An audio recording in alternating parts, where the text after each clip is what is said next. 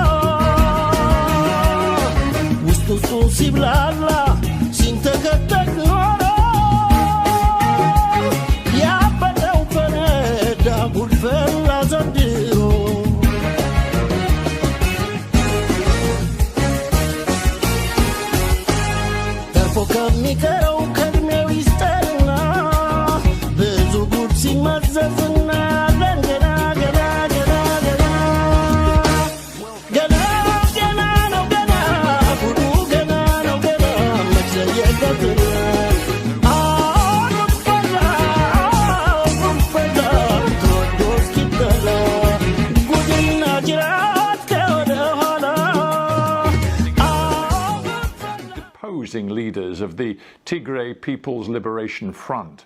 That now looks like a catastrophic miscalculation. In the last few months, the Tigrayan rebels, who for decades dominated Ethiopia's national government, have won a string of battlefield victories. Their forces have taken back control of Tigray and pushed into the neighbouring Amhara and Afar regions too, amid horrifying accounts of atrocities, ethnic cleansing and spreading man-made famine. This internal conflict now represents a major humanitarian catastrophe, and an existential threat to the unity of Ethiopia. What is the end game for Tigray's rebels? My guest is the spokesperson for the Tigray People's Liberation Front, Getachew Reda, who joins me on the line from the Tigrayan regional capital, Mekelle, now. Welcome to Hard Talk. My pleasure. Let me ask you this. We see the terrible suffering that millions of people are experiencing in your region as a result of, 8-9 months of conflict. Why is it that your side, the Tigray People's Liberation Front, appears intent on intensifying the fighting rather than ending it? Well, it's exactly the same reason why we took up arms and tried to liberate our people from the suffering you've alluded to. In fact, we do not consider ourselves rebels. We are a legitimately elected government who was removed from the capital by Abiy and his partners in crime, the Amhara expansionist forces, and the Eritrean regime. So these people, these partners in crime, have brought all kinds of untold miseries on our people. And we did everything in our power to bring together all our efforts to liberate every square inch of Tigrayan territory from the invaders. Of course, this crisis, the humanitarian crisis you've been alluding to, of course, our people, millions of our people are suffering from this man-made crisis, was systematically engineered and generated by the very people who invaded our territory, invaded our people. It's hugely important that we talk about the humanitarian crisis, and we'll do so in just a minute. But first, to talk about the military situation, I referred to intensification on your part, because in June, we know that Abiy Ahmed, the Prime Minister of Ethiopia, declared a ceasefire. The Ethiopian forces withdrew from the city you're in, Mekelle. You claimed a victory, and he said that his forces would stop fighting. But since then, your forces have pushed beyond Tigray's regional borders into Amhara, into Afar. You are now taking the fight beyond your own borders. Look, we have not yet liberated a significant part of Tigray. The western part of Tigray is still in the hands of either Eritreans or Amhara expansionist forces, as well as federal ANDF forces. And the joke that Abiy did declare a unilateral ceasefire in the 20th of June is simply a joke, because it was only a decision made by Abiy once his strongest military units in Tigray were absolutely decimated by our forces. So we vowed then, and will continue to vow even now, that until such time that the very war apparatus, military apparatus that wrought havoc in Tigray ceases to operate, as long as there continues to be a threat to our people, safety and security of our people, will continue to take whatever action is necessary to make sure the guns are silenced. Because there continues to be a concerted effort on the part of Abiy and his partners, both Amhara expansionist forces as well as the Eritrean forces, to cow us into submission, to continue to perpetrate the kind of suffering, the kind of heinous crimes that they have been committing against our people. How far are you prepared to go? The world's media, the world's media saw just the other day that your forces seized Lalibela, the very famous site of ancient churches in Amhara region. We also see your forces in Afar region. There are tens and tens of thousands of newly displaced people because of the expansion of the territory controlled by your forces. How far are you prepared to go? There are two things here. We have to make sure the safety and security of our people is secure. And to do so, we have to make sure that Abiy and his forces will not be in a position to come back and haunt our people anymore. Abiy has continued to maintain a chokehold on our people.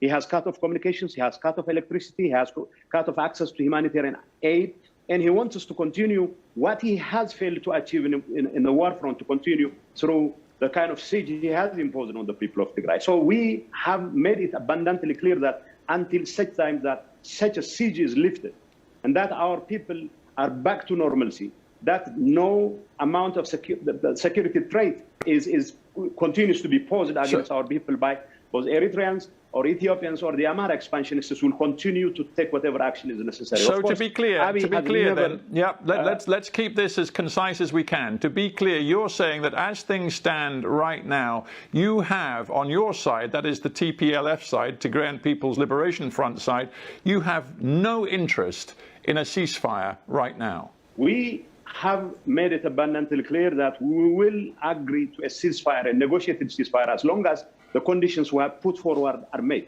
These conditions have nothing to do with additional infrastructural facilities on Abiy's part, no additional arrangements on the federal government's part. It's about switching on telecommunications. It's about switching on banking services. It's about switching on electricity. This does not require any amount of effort on Abiy's part. He switched off those services.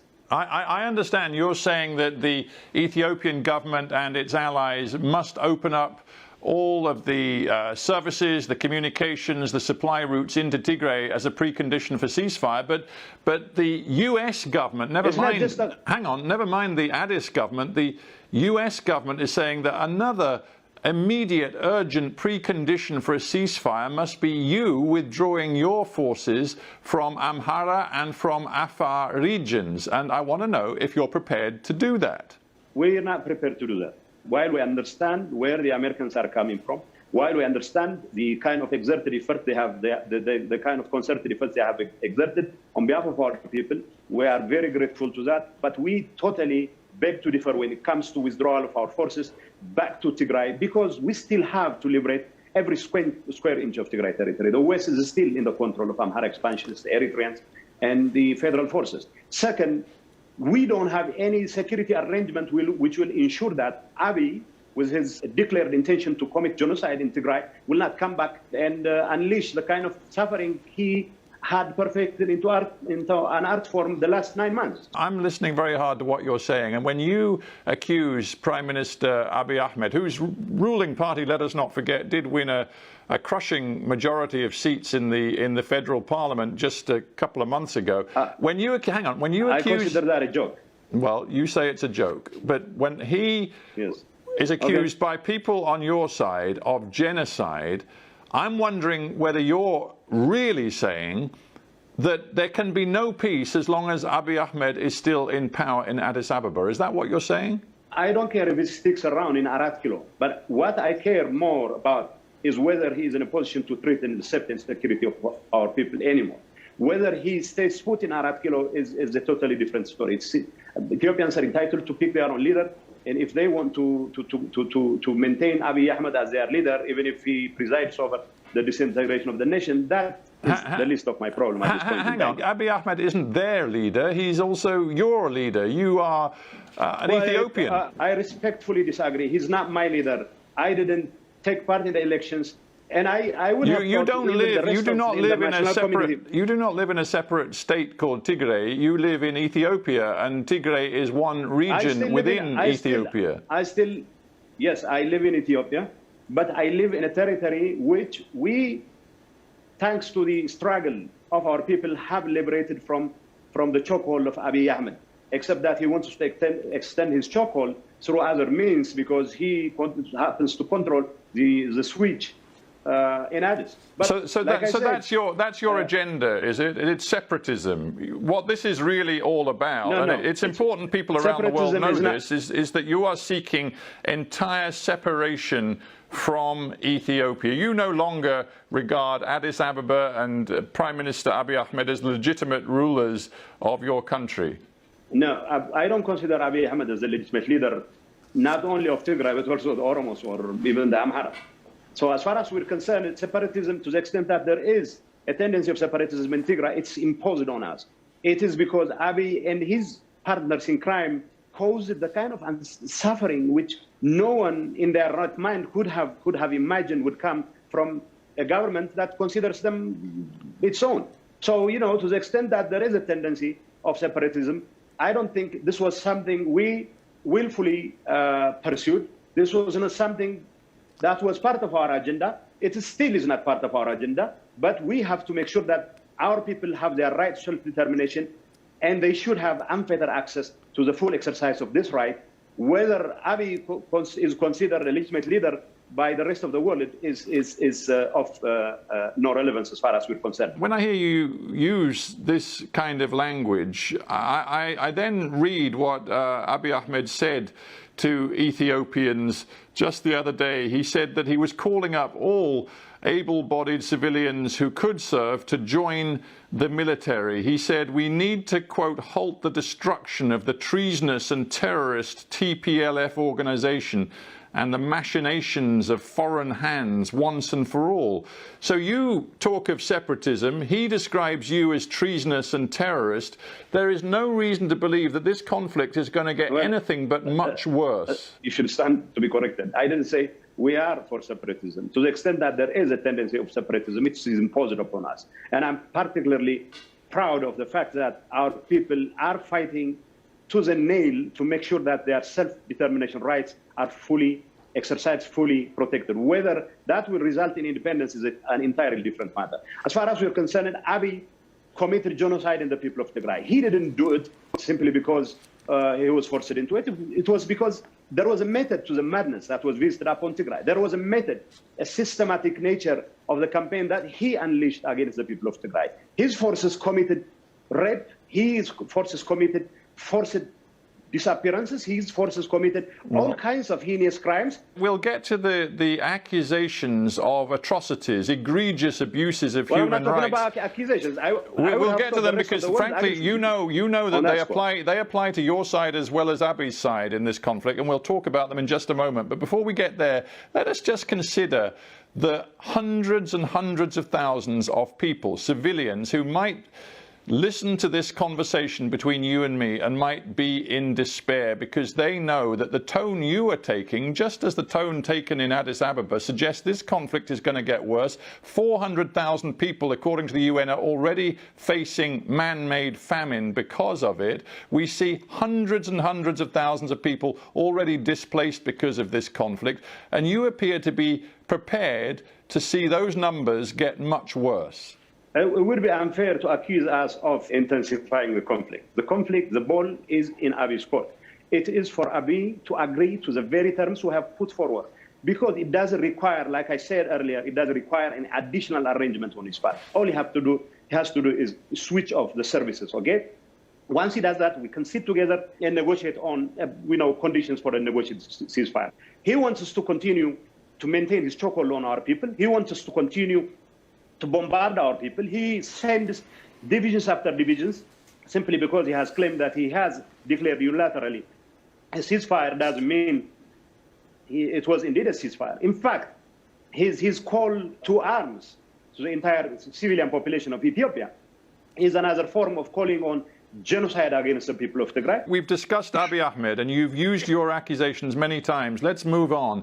I want to know whether the humanitarian assistance desperately needed by hundreds of thousands of people who are facing famine is actually reaching them right now. The World Food Programme chief says that hundreds of trucks a day are needed to deliver urgent aid to those people. Are trucks getting through, yes or no? They're not getting through. I know of 178 trucks that have gotten through, but it is the tip of the iceberg compared to the kind of volume that is required to feed hundreds of thousands of people. Abiy Ahmed's forces are obstructing the traffic. They are coming up with all kinds of excuses. In fact, they are using conflict that is taking place in areas where there is no traffic whatsoever, and he is giving all kinds of excuses and pretexts to obstruct food convoys. And of course, I again reiterate that the ball is in Abiy's court, and it is for him to relent on his chokehold on Tigray, to allow even humanitarian agencies to have access to cash, for God's sakes. He has cut off banking services, and humanitarian organizations do not have access to cash. If we're talking about the humanitarian crisis, we then have to talk about the allegations of terrible, horrifying abuses and atrocities committed against civilian populations in Tigray and the surrounding regions. Now, I know that human rights groups, independent observers, have laid accusations at the door of the Ethiopian military forces, but they have also laid serious accusations at your door too. And today I'm interviewing you, not the authorities in Addis. So how do you respond, for example, to the latest reports that your forces in the TPLF bombarded displaced civilians just days ago in Galikoma town in Afar region, and according to reports, many dozens, possibly a couple of hundred civilians, including many scores of children, were killed in the TPLF attack? You know, we are against impunity of any sort, whether it comes from Abiy or from any force whatsoever.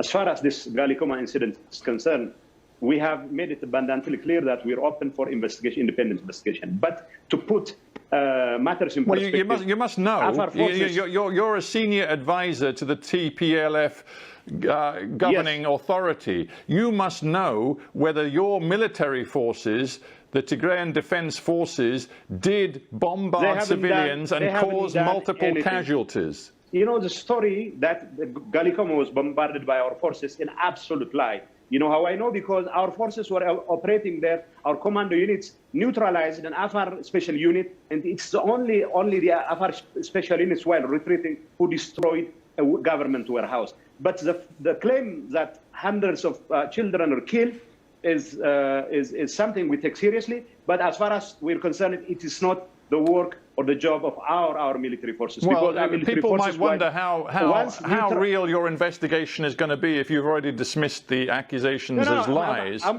calling for, in fact, we're working with UN representatives here to send a team to see for themselves what did happen there. See, you've had months. Well, hang on. Let's go through it. You've had months and months to investigate the very serious allegations backed by important work done by Reuters news agency and others into what exactly happened in a small settlement called Maikadra, which is a mixed community of Tigrayans and Amhara people. And according to multiple eyewitnesses, Tigrayan youths working alongside TPLF forces shot, stabbed and killed hundreds of Amhara civilians. You've had months to investigate that. You tell me what you found. You know, we still are open for investigation, even in the case of Maikadra. As far as we know, we're not in a position to even field. Excuse me, you've had what is it? You've had eight months to investigate. What have you discovered in 8 months? You know, Stefan, I will give you a rudimentary idea of what was happening the last 6-7 months. We were struggling for our lives. We were training our people. We were cornered in many parts of Tigray. And of course, we had to come back and reassert ourselves. We still are open for investigation. But, you know, the story about Maikadra is a story of advertising. You keep saying something 1,000 times over, and you end up believing it. Because we were cut off from media. We were denied of any access to communications. And every story that was churned out by Abiy Ahmed ended up becoming a reality. Simple question. Are your forces using child soldiers? We're not using child soldiers because mature soldiers have never been short supply. But there are children who want to join the army because of the suffering that they have suffered, because their parents found themselves at the receiving end of Isaias's or Abiy's high-handed tactics. But we refuse because we have tons of people lining up to join our ranks. We don't have to use child soldiers. So the pictures that have been shown on Ethiopian TV of children captured during conflict with TPLF forces, they're all fake, are they? They're fake because Abiy's forces are not in a position to even take prisoners because they are retreating towns after towns. They have already abandoned practically half of the country. And they would have you believe that they have prisoners. How could they have prisoners? They are simply rounding up helpless children who are returning from Saudi Arabia or helpless children in many parts of Addis Ababa who are eking out a living, selling all kinds of commodities or doing all kinds of errands, and then parading them on TV as prisoners of war. That's an absolute lie. Let's talk about the future. Right now, as we've discussed in this interview, your forces are fighting in Amhara, they're fighting in Afar, you're fighting Eritrean soldiers who are on Ethiopian territory, and of course you're fighting the Ethiopian national forces as well. You've just, as I understand it, signed some sort of military alliance deal with the rebels in Oromo. It seems that you want to fragment Ethiopia, to foment fighting on many multiple fronts across Ethiopia? Is it your desire to tear apart your own country? No, it's not our desire to tear apart the country. Even if we were to decide to become independent, we still want the rest of Ethiopia to be intact. I'm not saying we are fighting to become independent, but I wouldn't rule that out, because the tendency on the part of the population is that probably it's not a good idea to stick around. But the point is, we are doing the most responsible thing under the circumstances. The OLF, whether it is considered terrorist by Abiy or not, that's secondary, is significant, is playing a significant role in a significant part of the country. And we are also reaching out to other political organizations, political entities, who would have one way or another to contribute to the continuity of the Ethiopian state. I find your answers very interesting, and to be honest, I also find the way you just looked rather, you gave me a smile when you talked about your alliance with the rebel forces in Oromo.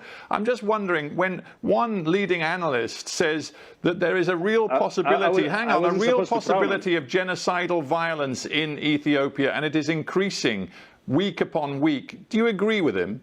We are clearly seeing signs of genocide being authored, being systematically pushed by the Prime Minister himself. He's been referring to the people of Tigray as weeds to be got rid of.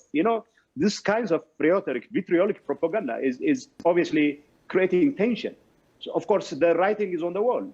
So our arrangement with the OLF, for example, our arrangement with other political organizations is to make sure that there is some sort of responsible transitional arrangement which would somehow avoid the kind of calamities aimed Abiy's irresponsible behavior would likely lead to. Well, we have to keep watching and hoping that the worst can be avoided in your country. I thank you very much, Getachew Reda, for joining me from Mekelle. Thank you very much indeed.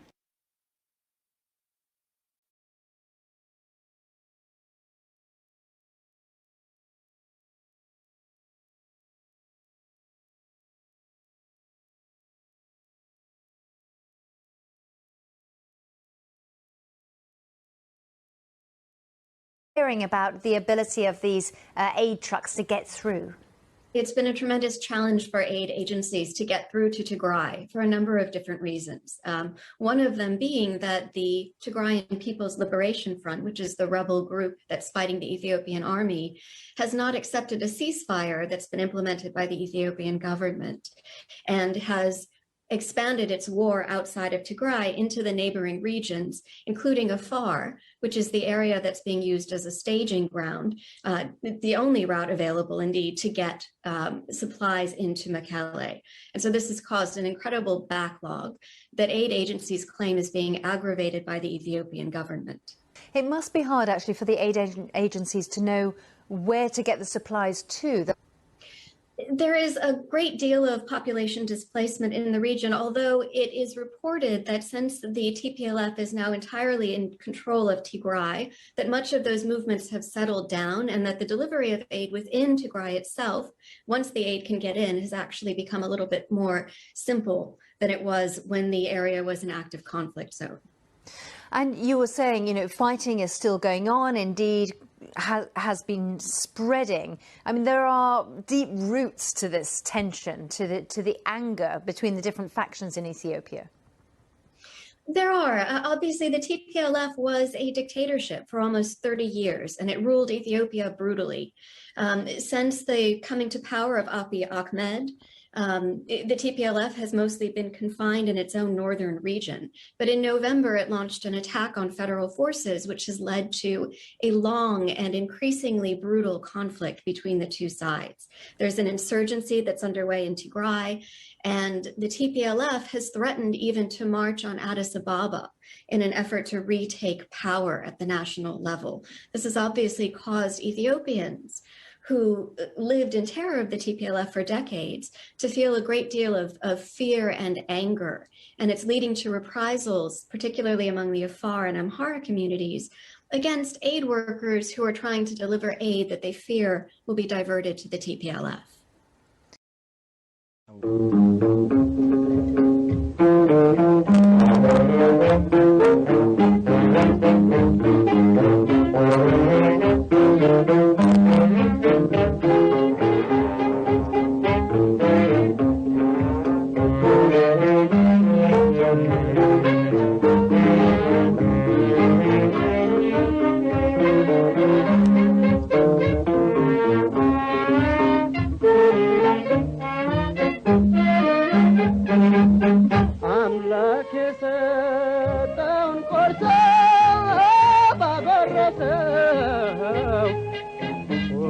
ውለታን ረስቶ ጥርስ እጅ ነከሰ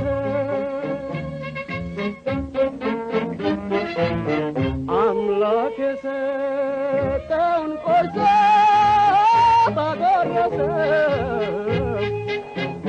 ውለታን ረስቶ ጥርስ እጅ ነከሰ